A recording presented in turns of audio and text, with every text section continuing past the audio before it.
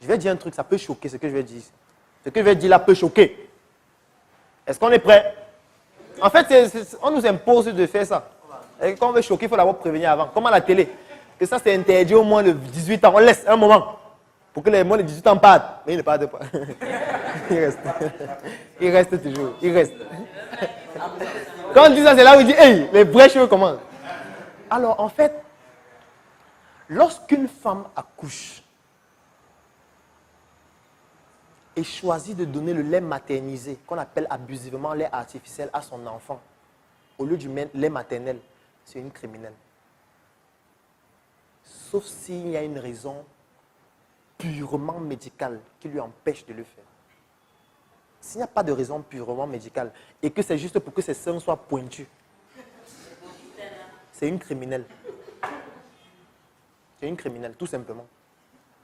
Parce que c'est orienter son enfant dans un avenir où il sera régulièrement malade. Parce que le lait maternel, c'est le seul qui protège l'enfant contre les maladies. Le lait maternel, c'est le seul, lors de la succion, qui permet d'améliorer la relation entre la mère et son enfant. Et de pousser l'enfant à plus aimer sa mère. Donc, vous choisissez une solution qui est plus coûteuse, qui va faire en sorte que l'enfant tombe plus malade, alors que vous avez une solution gratuite et plus performante. C'est être criminel. S'il n'y a pas une raison purement valable sur le plan médical, comme un cancer du sein. Donc, vous voyez que mon sein ne coule pas, mon sein est machin. C'est criminel, parce qu'il y a des solutions à ça. Est-ce que vous savez que dans les pays occidentaux, il y a des banques de lait maternel?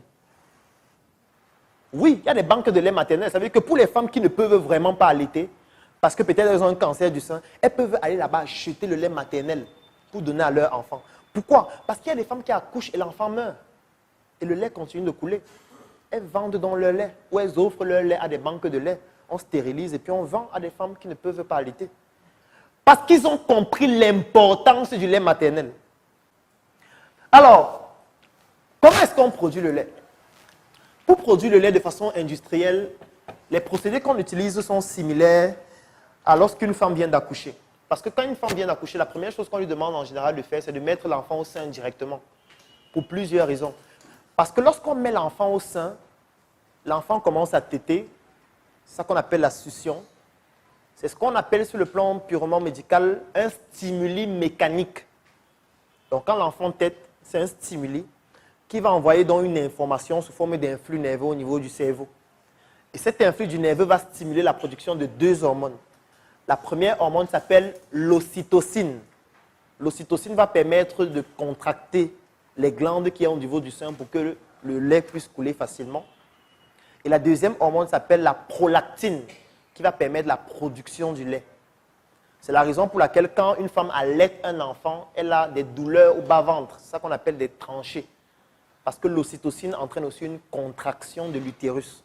C'est ça qu'on appelle les tranchées. Parce que c'est l'ocytocine qui est à l'origine des contractions, même quand on accouche.